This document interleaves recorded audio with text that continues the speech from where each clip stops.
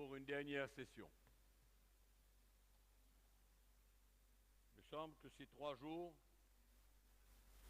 ont passé très vite, mais nous faisons confiance au Seigneur de continuer à nous éclairer, non pas seulement après ces 3 jours, mais qu'il continue à se révéler à nous, révéler sa parole dans nos cœurs. Cette parole si importante pour chacun d'entre nous. Ce soir, pour terminer, je voudrais vous parler des fruits de notre service pour Dieu. Les fruits de notre service pour Dieu. Que nous soyons apôtres, prophètes, évangélistes, pasteurs, enseignants, diacres, responsables ou quoi que ce soit qui servons le Seigneur, puisque nous sommes tous là et nous avons une certaine responsabilité devant le Seigneur. Et c'est important pour nous de comprendre que un jour, nous aurons à rendre compte à Dieu pour notre service. Je crois que c'est évident.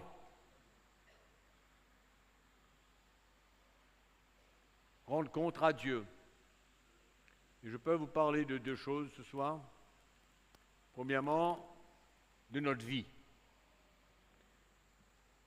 On va ouvrir notre Bible dans la première épître de Corinthiens, au chapitre 9.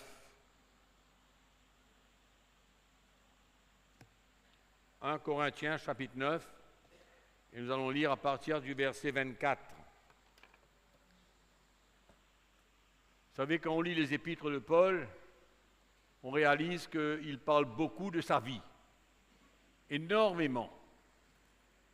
Bien sûr qu'il parle aussi de la révélation de Christ dans ses épîtres, mais nous voyons aussi qu'il parle énormément de sa propre vie, dans tous les épîtres, de son expérience, comment il ressent les choses, ce qui s'est passé dans sa vie. Et ici, au chapitre 9, dans le verset 24, Paul parle encore de sa vie. Et il dit, « Ne savez-vous pas que ceux qui courent dans le stade courent tous, mais qu'un seul remporte le prix? Courez de manière à le remporter. Tous ceux qui combattent s'imposent toute espèce d'abstinence, et ils le font pour obtenir une couronne corruptible. Mais nous, faisons-le pour une couronne incorruptible. Moi, donc, Paul parle, moi donc, je cours. Non pas comme à l'aventure, je frappe, non pas comme battant l'air, mais je traite durement mon corps et je le tiens assujetti, de peur d'être moi-même disqualifié ou désapprouvé après avoir prêché aux autres. Amen. Paul parle sérieusement de sa vie.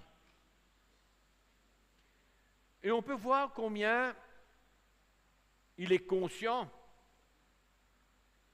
qu'il pourrait être disqualifié, qu'il pourrait être désapprouvé de Dieu. Mais nous voyons son attitude, combien il dit, moi, je cours. Non pas comme à l'aventure, je frappe non pas comme battant l'air. Ce n'est pas quelqu'un qui veut servir le Seigneur juste pour le servir. Il est conscient de la responsabilité qu'il a devant Dieu, devant le peuple de Dieu, concernant sa propre vie. Si nous sommes des serviteurs de Dieu, nous avons besoin de prendre au sérieux notre vie. Parce que notre vie, elle est exposée devant Dieu et elle est exposée devant le peuple de Dieu. Donc, c'est important pour nous de considérer, premièrement, notre vie. Notre vie. Ce que nous sommes, ce que nous représentons, ce que nous faisons. Il ne faudrait pas qu'on serve le Seigneur comme à l'aventure, n'importe comment. Mais de comprendre que nous sommes au service du Seigneur et que nous sommes à l'avant-garde, c'est-à-dire au devant. Et que le peuple de Dieu doit ressentir qui nous sommes, ce qui se passe dans notre vie, la croissance, la maturité spirituelle qui prend place dans nos cœurs, nos attitudes, notre comportement. Et qu'au fur et à mesure que nous prêchons l'Évangile, que le peuple de Dieu peut ressentir qui nous sommes. Et ne pas regarder à notre titre. Les titres, ça ne vaut pas la peine si notre vie ne représente pas ce que notre titre parle. Malheureusement, dans le corps de Christ aujourd'hui, le peuple de Dieu a une tendance à regarder au titre de la personne, son statut. Mais le plus important, on voit comment l'apôtre Paul était conscient et qu'il courait une course. Et dans Philippiens chapitre 3, on peut ouvrir notre Bible encore ensemble. Paul parle de sa vie encore. Sa vie. Son attitude. Il dit au verset 12, Philippiens chapitre 3, verset 12, « Ce n'est pas que j'ai déjà remporté le prix, ou que j'ai déjà atteint la perfection, mais je cours pour tâcher de le saisir. » Saisir quoi? Saisir le prix. Il dit, ce n'est pas que j'ai déjà remporté le prix. C'est extraordinaire. Quand on regarde la vie de l'apôtre Paul, tout ce qu'il est, tout ce qu'il transporte, il vient dire lui-même, je n'ai pas encore remporté le prix, mais je cours afin de le saisir. Quelle attitude constante dans son cœur. Quelle détermination.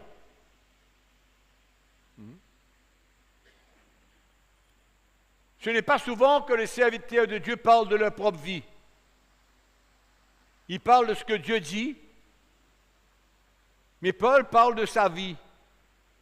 Il dit, ce n'est pas que j'ai déjà remporté le prix ou que j'ai déjà atteint la perfection, mais je cours pour tâcher de le saisir, puisque moi aussi j'ai été saisi par Jésus-Christ. Alléluia. Amen. Un homme qui voulait représenter l'Évangile, représenter le Seigneur dans le monde, devant le peuple de Dieu, d'une manière honorable.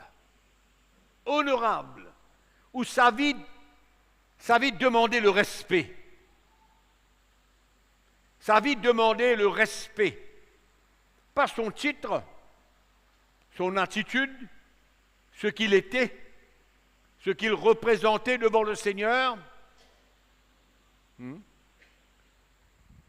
Un homme qui n'avait pas honte de parler de son imperfection. Mais il courait. Il courait pour remporter le prix. Et il dit, moi aussi, je veux saisir le prix parce que j'ai été saisi par Christ. Frère, je ne pense pas l'avoir saisi. Quand on lit la vie de l'apôtre Paul, comment pourrait-on penser comme quoi que ce qu'il dit, je ne pense pas l'avoir saisi. Hein? Ça nous donne à réfléchir de notre propre vie, de ce que nous sommes.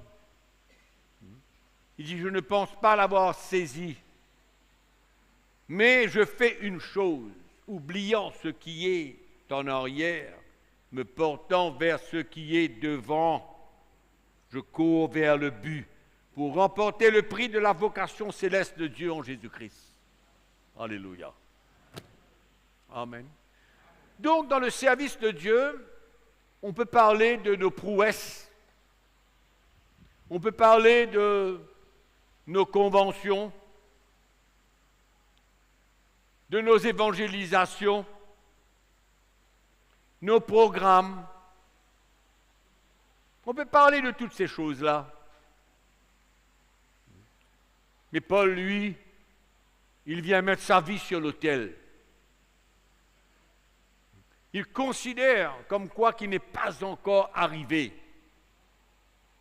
et qu'il va courir jusqu'à la fin avec la même attitude, avec une vie honorable qui honore le Seigneur. Pour lui, sa vie était plus importante. Vous connaissez comment Paul avait beaucoup de détracteurs. Dans ses épîtres aux Corinthiens, Philippiens, il parle de ses détracteurs, de ces faux ministres de Christ, des faux, qui voulaient détruire son ministère. Et comment est-ce que Paul va se défendre? De quelle manière il va se défendre?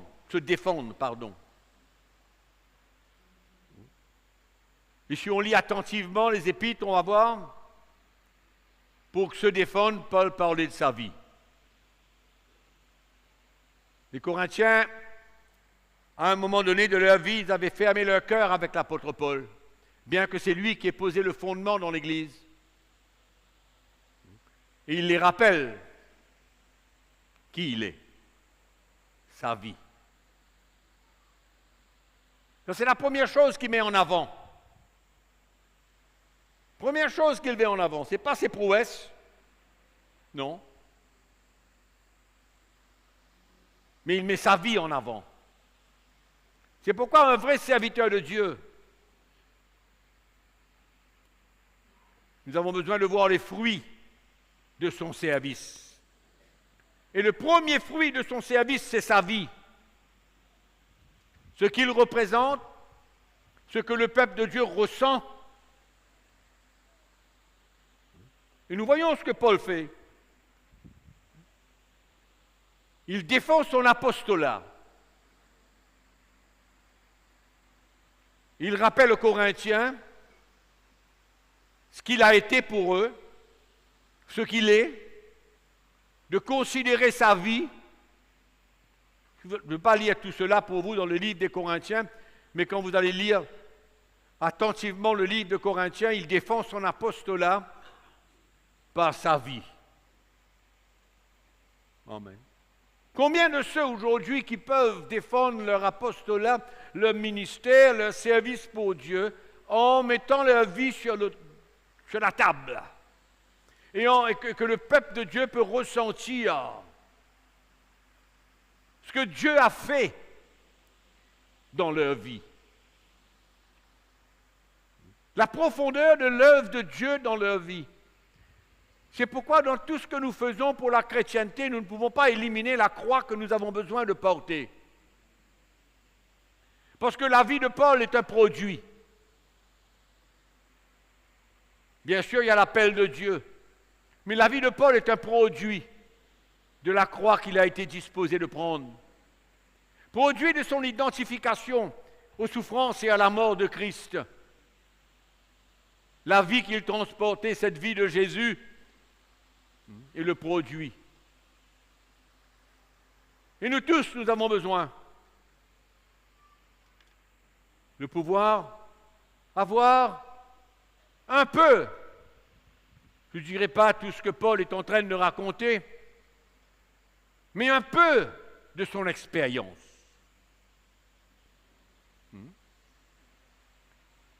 Et de pouvoir défendre notre ministère, défendre dans le sens où allons chercher l'approbation de notre ministère. C'est pourquoi, quand dans le service de Dieu, on oublie les titres, les grands titres, les grandes histoires, les grands machins, et tout ça, et tout ça, et tout ça. Le plus important, c'est notre vie. C'est ça qui est le plus important en tant que serviteur de Dieu. Le fruit de notre service, c'est premièrement notre vie. Chose que nous ne devons jamais oublier. Jamais. On peut être pasteur d'église, on peut être prophète, on peut être tout ça. Mais notre vie, ce que nous sommes, ce que Dieu a fait, l'œuvre profonde de Dieu, c'est incroyable.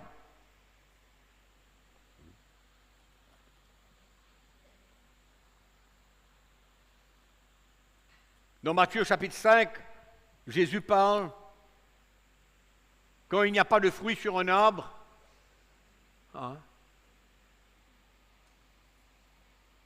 après avoir persévéré, à un moment donné, il faut couper et jeter au feu. Et il dit à la fin, vous les reconnaîtrez par leurs fruits. N'est-ce pas? Vous les reconnaîtrez par leurs fruits, pas par leurs prodiges. Non. Et le problème aujourd'hui, c'est que les gens, beaucoup de serviteurs de Dieu, qui ne sont pas intéressés avec la vie du peuple de Dieu, mais ils sont intéressés avec la puissance, avec une manifestation quelconque. Et tant que c'est vrai, tant que c'est correct, tant que c'est en ordre, il n'y a aucun problème. Mais quand c'est manipulé, quand c'est exagéré, quand c'est fabriqué, c'est là où est le gros problème.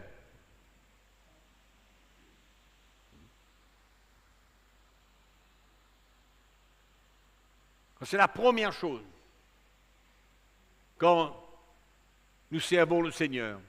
Examiner les fruits de notre service pour Dieu. Et ne jamais passer devant l'état de ce que vous êtes avant de ce que vous faites. Jamais. Jamais passer avant ce que vous êtes.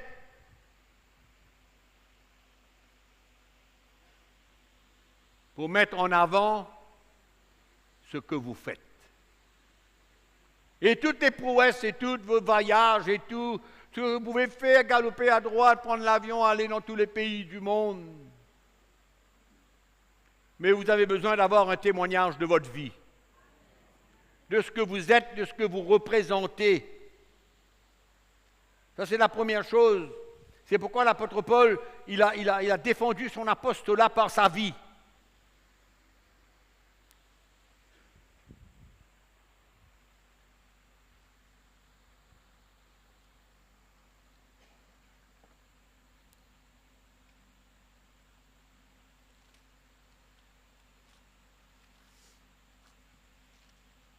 Très important. J'espère que vous ressentez l'importance. 2 Corinthiens chapitre 4, il parle encore de sa vie. Incroyable. Il vient dire au premier verset, « C'est pourquoi, ayant le ministère selon la miséricorde qui nous a été faite, nous ne perdons pas courage. Nous rejetons les choses honteuses qui se font en secret. Nous n'avons point une conduite astucieuse et nous n'altérons point la parole de Dieu. » Et nous pouvons nous recommander en toute conscience d'homme devant Dieu. Amen. C'est extraordinaire quand même.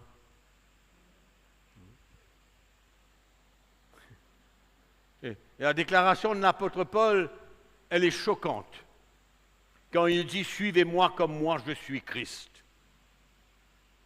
C'est choquant. Choquant dans le sens où ça paraît être audacieux, ça paraît être de l'orgueil. Mais Paul sait ce qu'il transporte. Il sait qui il est. Et il dit, suivez-moi comme moi je suis Christ. Donc vous n'avez aucun problème de me suivre.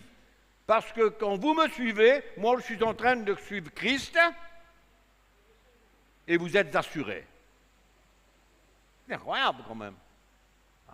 Alors on peut dire, ben on va suivre un homme. On va suivre un homme. Dieu se sert des hommes. Et l'apôtre Paul n'a pas honte. Ni un homme orgueilleux. Mais il savait qui il était en lui. Il savait. Et je répète, il savait ce que Dieu avait accompli dans son cœur.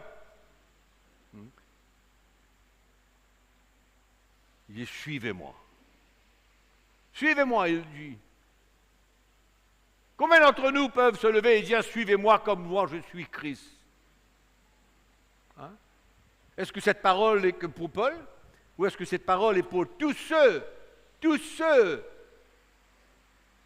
qui ont offert leur vie sur l'autel et qui ont expérimenté une profonde œuvre de Dieu, communier avec Christ?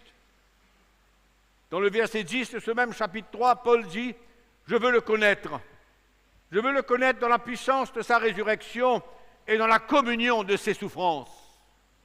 Voilà Paul. Je veux connaître Jésus. Je veux que ma relation avec lui. Il parle d'une relation avec Christ. Je veux le connaître dans la puissance de sa résurrection et dans la communion de ses souffrances. Ah. Amen. Et comment les gens, les pasteurs, les serviteurs de Dieu peuvent oser raconter comme quoi c'est pas la peine pour le chrétien, pour le serviteur de Dieu, de s'identifier avec Christ dans ses souffrances et dans sa mort. Hein? C'est de ne pas comprendre l'Évangile. Ce n'est pas avoir saisi l'esprit de l'Évangile, le cœur du Seigneur, le plan de Dieu pour les chrétiens, pour les sécuriser, pour les protéger contre tout ce qui va devenir devant nous.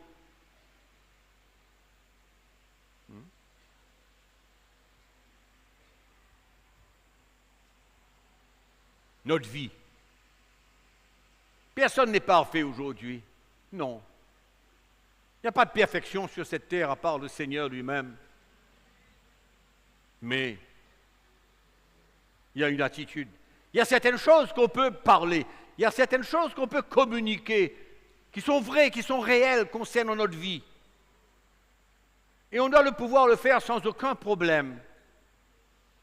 Parce que ce n'est pas une motivation d'orgueil, non, mais c'est pour encourager le peuple de Dieu. C'est pourquoi notre titre n'a aucune valeur si on ne peut pas défendre ce que nous sommes par notre vie. Hein? C'est tellement chagrinant de voir qu'il y a des milliers de pasteurs, milliers, hein, qui ne sont qu'un titre, autoproclamation, payé pour être quelqu'un, payé pour être approuvé et accepté. Hein? La parole de Dieu est un petit peu plus profonde que ce que nous voyons au sein de l'Église aujourd'hui. Notre vie.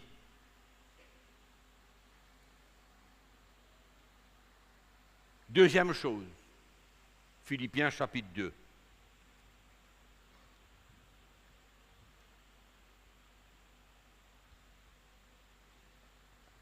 Combien d'entre vous savent que nous pouvons travailler en vain? Toute notre vie, on peut servir Dieu en vain. En vain. C'est-à-dire pour rien. Notre temps, notre vie, notre service, pour rien. Ouais. Alors on voit comment Paul voit les choses, comment Paul voit son service. Et je vous invite à voir et prier que le Saint-Esprit nous emmène à voir le service de Dieu, à la manière que Paul l'a vu. Verset 14.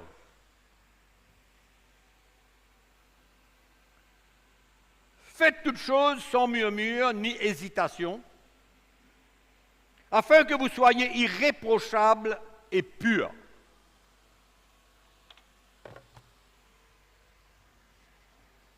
Une seconde, s'il vous plaît.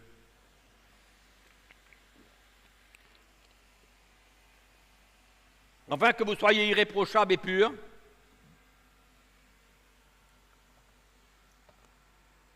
des enfants de Dieu irréprochables et au milieu d'une génération perverse et corrompue, parmi laquelle vous brillez comme des flambeaux dans le monde. Verset 16, là où je veux mettre l'accent, le verset 16. Portant la parole de vie, et alors je pourrai me glorifier au jour de Christ de n'avoir pas couru en vain, ni travaillé en vain.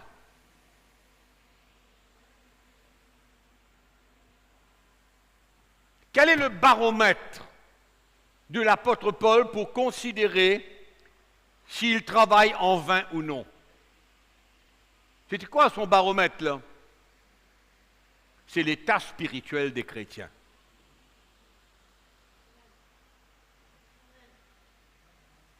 L'état spirituel des chrétiens qui sont sous sa responsabilité. Et son baromètre pour montrer s'il a travaillé en vain ou non. Parce qu'il vient dire que si les chrétiens ne peuvent pas vivre et être une lumière dans le monde et marcher dans la justice et dans la sainteté, après que je leur ai prêché toutes sortes de choses, s'ils ne sont pas capables de vivre comme ça, j'aurai travaillé en vain. Voilà l'apôtre Paul.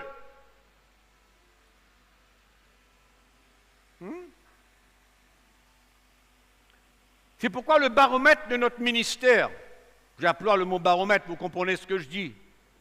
Hein? Le baromètre de notre ministère, c'est l'état spirituel de ceux qui sont sous notre ministère. C'est leur état spirituel. Ce n'est pas la quantité, ce n'est pas le nombre, c'est ce qu'ils sont. C'est qu'ils peuvent être dans le monde et être une lumière dans le monde. C'est qu'ils peuvent briller dans le monde. C'est qu'ils peuvent marcher d'une manière juste et sainte dans le monde. C'est qu'ils peuvent être intègres dans le monde. Marcher dans l'intégrité.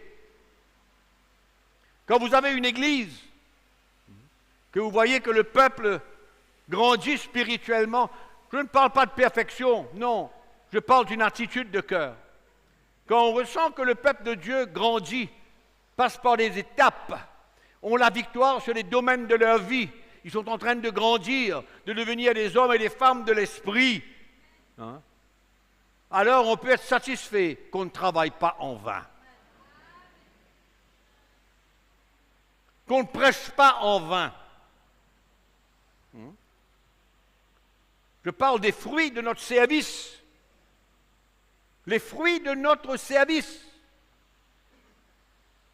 Les gens qui se tiennent devant moi tous les dimanches ou 2 fois par semaine ou 3 fois ou qu'importe le nombre de fois et que leur vie est en train de, allons dire, s'améliorer spirituellement, victoire après victoire, une chute, mais victoire une victoire encore, une petite chute, mais une victoire et une victoire. Il y a une croissance, il y a une maturité.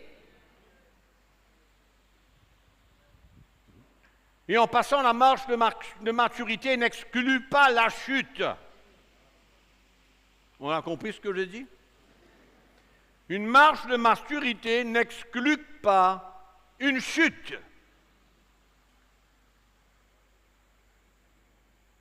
Parce que si on prêche la maturité et qu'on n'accepte pas une chute, on devient des gens légalistes. Et on ne comprend pas le cœur de Dieu.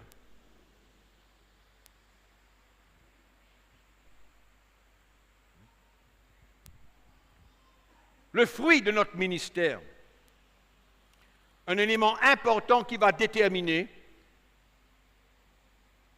que notre service est approuvé de Dieu, c'est l'état spirituel des chrétiens. Amen. Ça fait la joie du ministère. La joie du ministère n'a rien à voir avec de l'argent, rien à voir avec des finances, absolument rien. La joie de mon service pour le Seigneur, c'est de voir le peuple de Dieu grandir, être affermi, faisant face aux difficultés de la vie, sans abandonner, mais avec joie. Être prêt à s'identifier aux souffrances de Christ et témoigner de ce que Dieu a fait dans ces moments. Ça, c'est la joie de notre service. Amen. Parce qu'on peut causer, on peut parler, on peut prêcher, on peut instruire, on peut faire beaucoup de choses.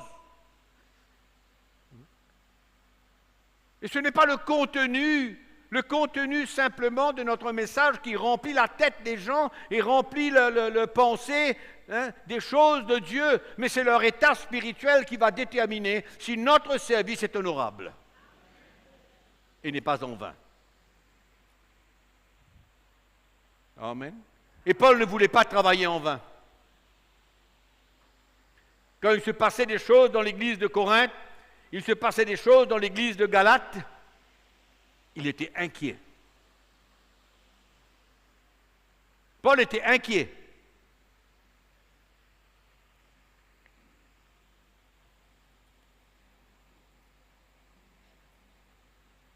« 1 Thessaloniciens, chapitre 3.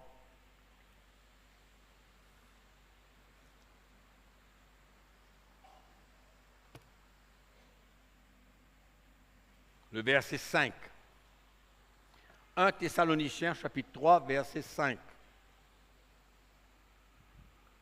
Paul leur dit, « Ainsi, dans mon impatience, j'envoyais quelqu'un pour m'informer de votre foi, dans la crainte que le tentateur ne vous ait tenté et que nous n'ayons travaillé en vain. »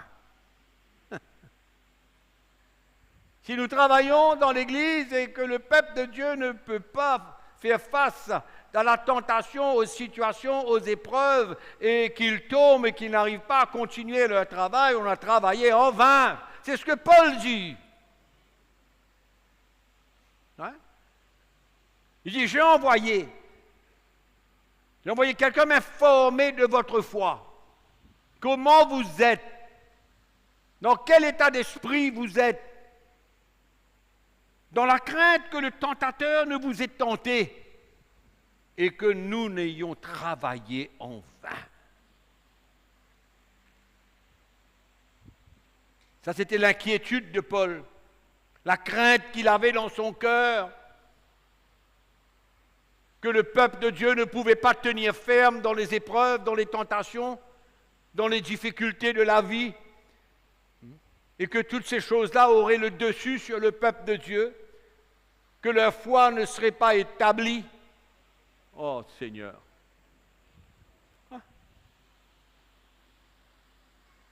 Comment évaluer notre service pour Dieu?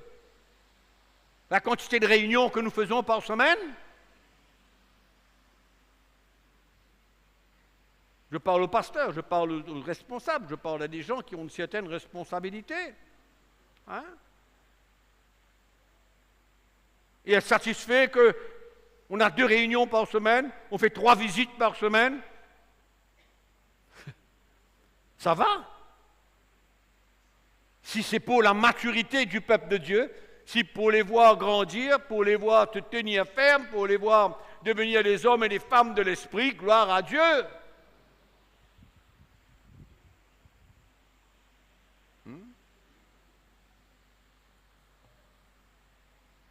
Galates chapitre 16.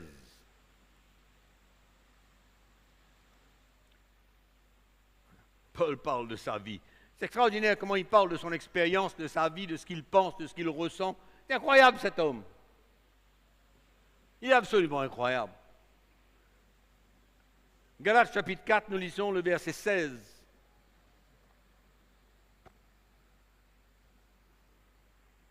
Suis-je devenu votre ennemi en vous disant la vérité? Vous savez qu'à un moment donné, quand l'apôtre Paul est arrivé aux Galates, il avait un problème dans son œil. Et il y avait des Galates qui étaient prêts à arracher leur œil pour lui donner. C'est écrit dedans. Hein?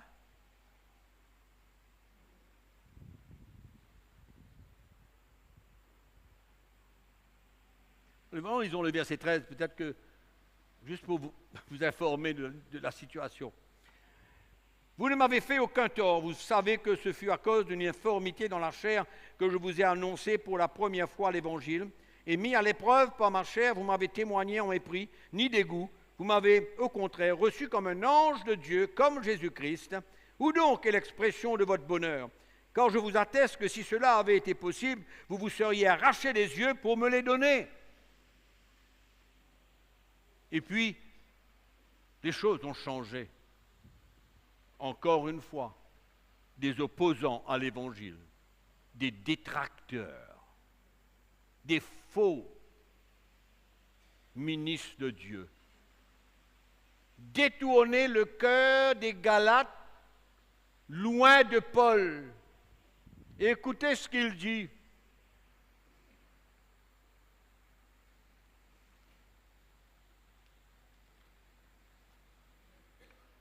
Le zèle qu'ils ont pour vous n'est pas pur,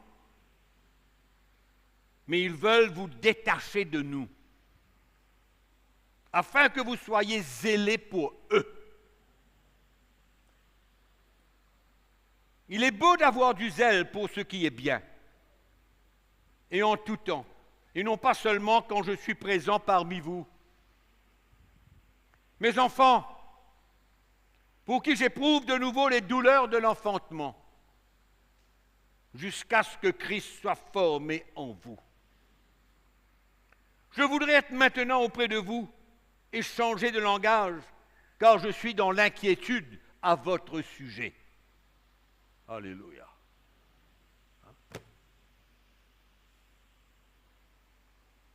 Le cœur de Paul, dans l'inquiétude. Eux qui étaient zélés pour lui, pour l'Évangile, ont tourné leur cœur vers ceux qui l'opposaient Paul. Et ils sont devenus zélés pour d'autres personnes. Et dans l'inquiétude. Galates chapitre 2. Galates chapitre 2, verset 2. Paul va monter à Jérusalem. Et il dit, il monte à Jérusalem avec Barnabas, ayant aussi pris Tite avec lui, et se fut d'après une révélation que je montais, je leur exposai l'évangile que je presse parmi les païens, je l'exposai en particulier à ceux qui sont les plus considérés, afin de ne pas courir ou avoir couru en vain. Paul vient exposer son évangile aux apôtres de Jérusalem, qui étaient avant lui, les premiers, Pierre, Jean, Jacques, etc. Il va à Jérusalem, il va exposer l'évangile qu'il prêche.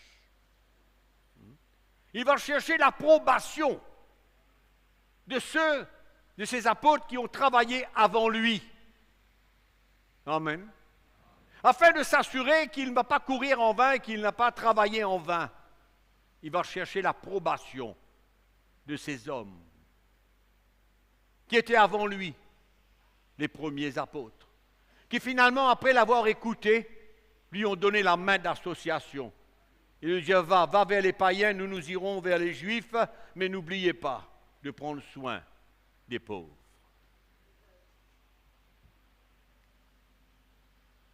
Et des veuves.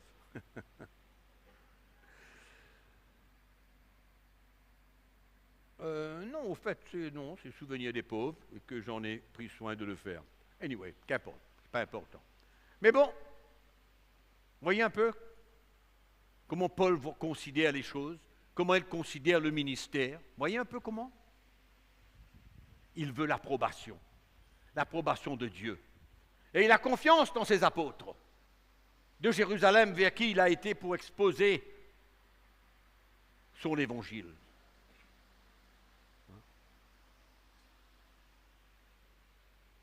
Pas question de travailler en vain pour lui. Pas question. Paul travaillait pour que les chrétiens arrivent à la maturité. Il avait une vision claire. Une vision claire. Je travaille, je donne ma vie, je prêche, je visite des églises. Pourquoi? Pour que le peuple de Dieu grandisse et arrive à la maturité. Amen. Ça, c'était le cœur de cet homme. Voilà comment il jugeait l'efficacité du ministère. Ce n'est pas une question de prêcher à des milliers qui viennent, qui partent, et qui viennent et qui repartent de la même manière tous les dimanches, ou bien dans tous les croisades, dans tous les concerts, dans toutes ces réunions. Ils viennent, ils sautent, ils pilent, ils parlent, ils sont pareils, ils sont les mêmes, ils battent leurs femmes, ou bien ils sont en colère, ou bien je ne sais pas quelle histoire. Ou ils vivent dans le péché. Amen. Tout ça, on peut faire dans le royaume de Dieu. C'est pourquoi on a besoin d'un baromètre. On a besoin de faire un jugement.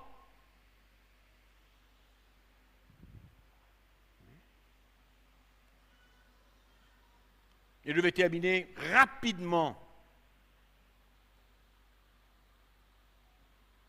dans 1 Corinthiens chapitre 4, verset 5.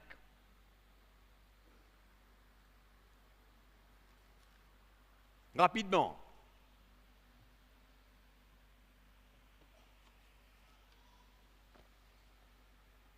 Ainsi qu'on nous regarde comme des serviteurs de Christ et des dispensateurs des mystères de Dieu, qu'on nous regarde comme cela. Du reste, ce qu'on demande des dispensateurs, c'est que chacun soit trouvé fidèle. Pour moi, il m'importe peu d'être jugé par vous ou par un tribunal humain. Je ne me juge pas non plus moi-même, car je ne me sens coupable de rien, mais ce n'est pas pour cela que je suis justifié.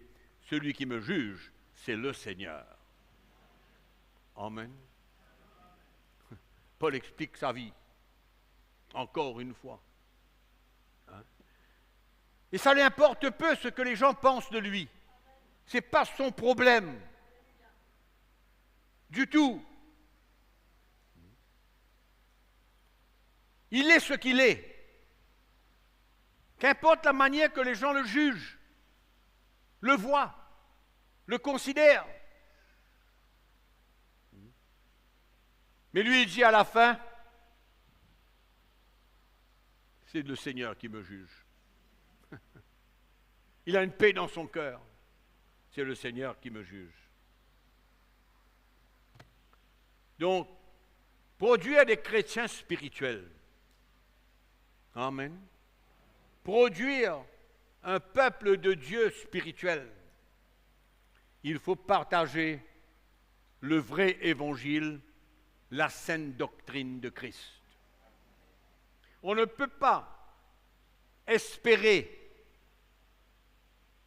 un peuple spirituel si on ne porte pas le vrai et le pur évangile selon la saine doctrine de Christ. Non pas la doctrine des hommes, non pas la tradition des hommes, non pas la philosophie de l'homme, non pas la sagesse de l'homme. Non. Le vrai, pur évangile selon la doctrine de Christ et rien d'autre.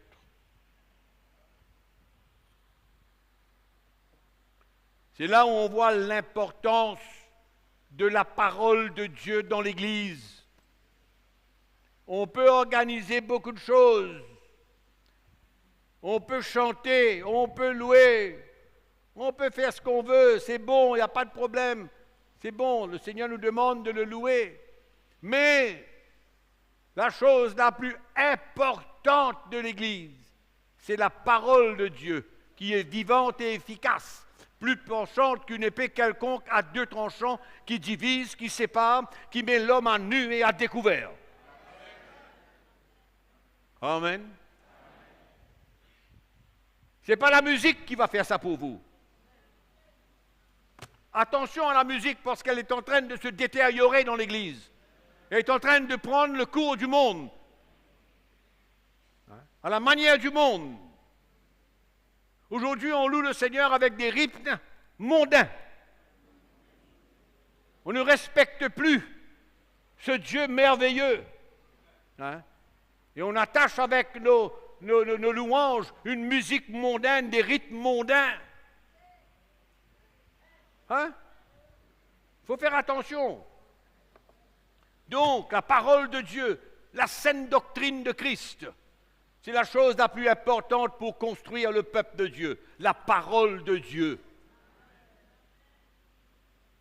Il y a des gens qui ne prêchent plus la parole de Dieu. Non, ils agissent. Ils ne prêchent plus la parole de Dieu. 5 minutes, et puis ils sont à l'œuvre. Et ils croient que le peuple de Dieu va grandir de cette manière. On voit plutôt la puissance de la chair à l'œuvre.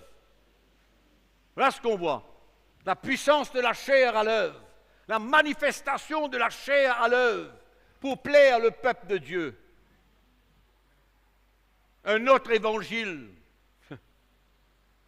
Et Paul dit à Timothée dans sa première épître, dans le premier chapitre, au chapitre 3 et 4, partage la saine doctrine. Partage le vrai évangile. C'est la puissance de Dieu pour changer les vies, pour emmener le peuple de Dieu à la repentance, la parole de Dieu. Le ministère de l'Esprit, comme on a parlé ce matin, je ne sais plus, hier, pour emmener le peuple de Dieu à se repentir, à mettre sa vie en ordre. Comment laisser le peuple de Dieu dans l'état où il est? Comment ne pas avoir un instrument, un élément, une arme pour emmener le peuple de Dieu à redresser sa vie?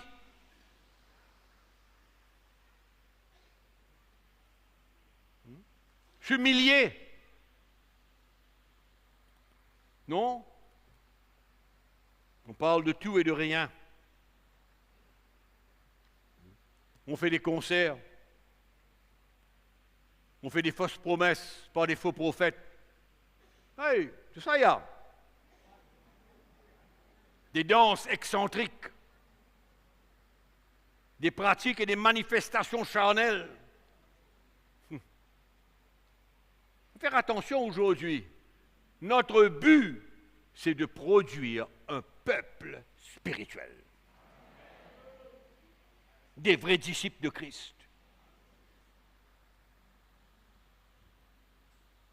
Amen.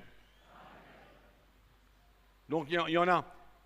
C'est important. Si on veut former les disciples, on doit savoir quel instrument se servir. Quel instrument qu'on a besoin de se servir.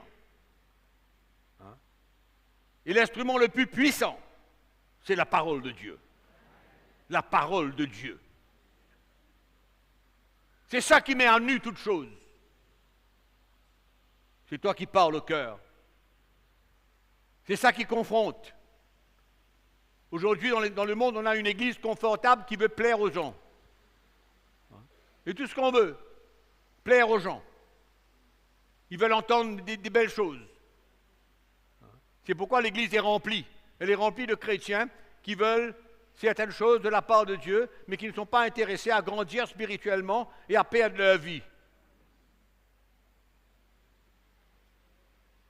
C'est pourquoi les églises sont faibles aujourd'hui.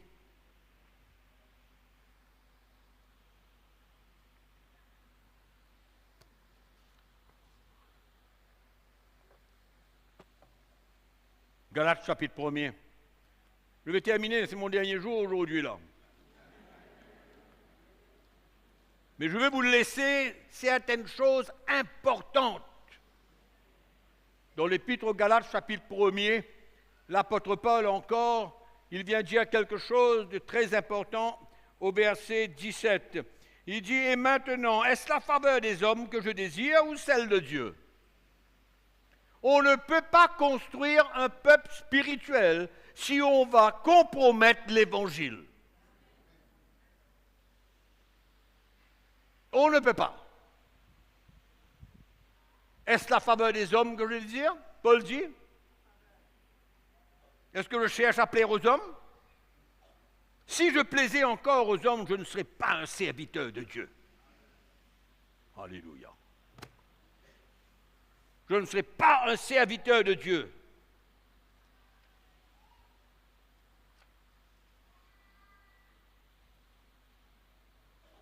Gloire à Dieu.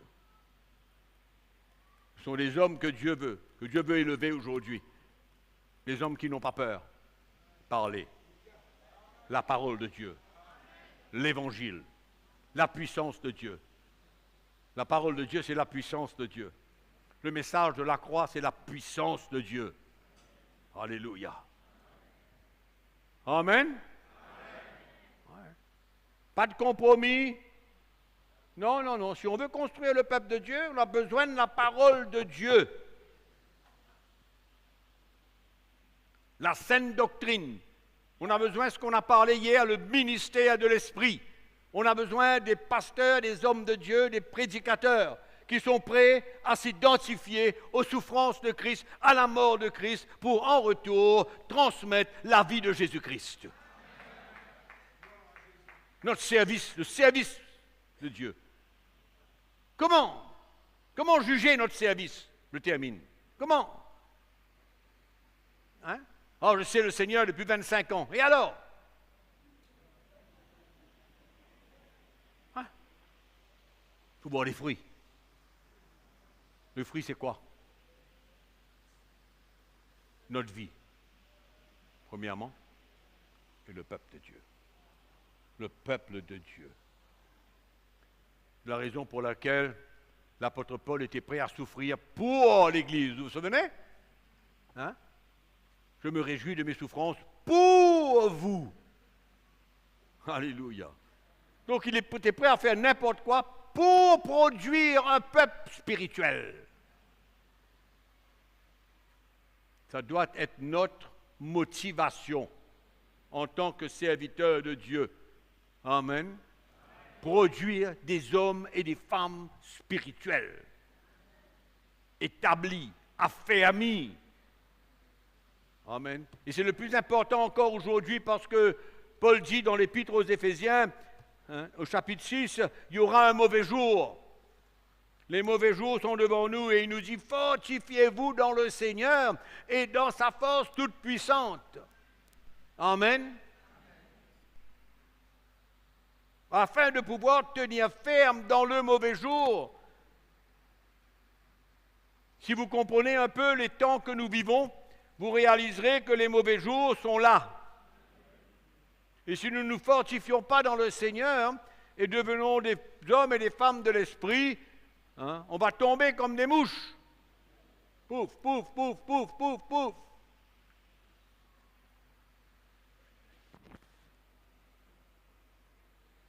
Et ce qui n'est pas le désir de Dieu, ni le désir d'aucun d'entre nous.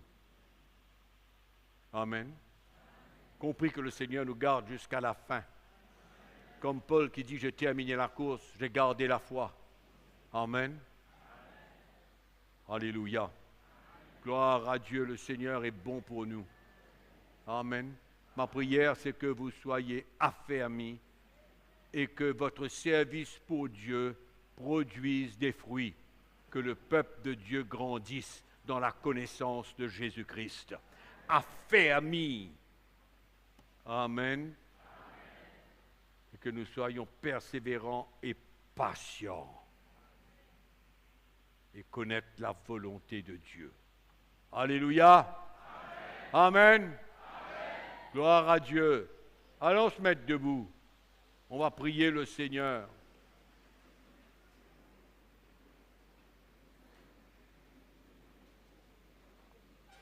Alléluia. La parole de Dieu est un challenge. La parole de Dieu est un défi. Amen. Vous les serviteurs de Dieu, vous qui prêchez l'Évangile, vous qui annoncez la parole de Dieu. Hein? Êtes-vous confrontés par la parole de Dieu? Hein? Êtes-vous confrontés par l'Évangile? Ou alors vous êtes satisfait que tout va bien, il n'y a aucun problème, tout est OK. Et on continue. Hein?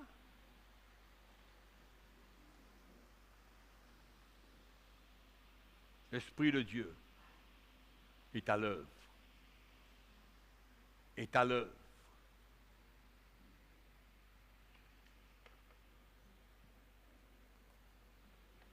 Pour restaurer ses serviteurs.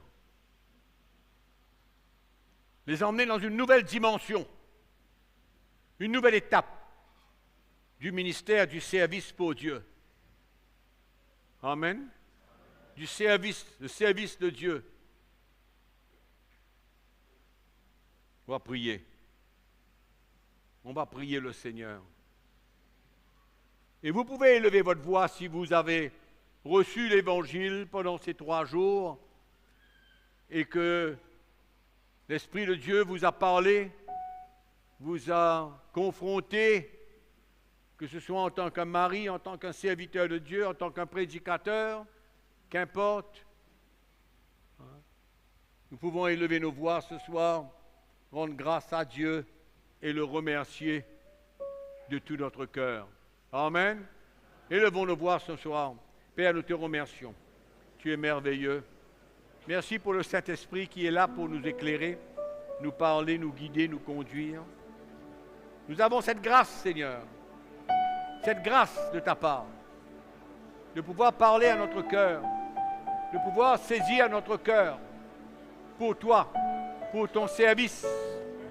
Seigneur, merci de nous avoir éclairés.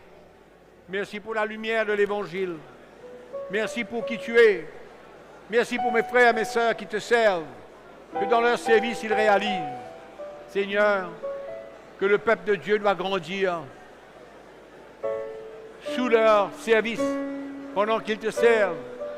Nous prions pour une nouvelle dimension, un nouveau départ. Seigneur, une nouvelle vision du ministère, du service. Une nouvelle vision, Seigneur. Une nouvelle vision. Que ta parole puisse vraiment les toucher et qu'ils continuent à te chercher. Seigneur, nous te prions. Nous élevons nos voix ce soir de tout notre cœur. Seigneur, tu n'as pas fini avec nous. Non, tu as une œuvre profonde à faire dans nos cœurs. Nous, tes serviteurs. Ce n'est pas le titre que nous voulons. Nous voulons, Seigneur, ta vie. Nous voulons que tu vives en nous. Nous voulons être à ton service, être efficaces, pour pouvoir te servir et voir ton peuple grandir. Nous te prions ce soir, Père. Nous te prions, Père. Nous crions à toi ce soir. Au nom de Jésus, merci. Merci d'ouvrir nos cœurs à la lumière de l'Évangile. Oh, notre Dieu, tu es bon. Tu es bon. Tu es merveilleux. Tu es grand. À toi la gloire, Seigneur. À toi l'honneur, à toi la puissance. Nous te louons, nous t'adorons, nous te glorifions, Seigneur. Merci, merci pour qui tu es pour nous. C'est toi qui bâtis ton Église. Jésus, tu bâtis ton Église, Seigneur. À toi la gloire. l'honneur et la puissance. Merci Jésus. Alléluia. Gloire à Dieu. Gloire à Dieu. Merci Seigneur. Alléluia.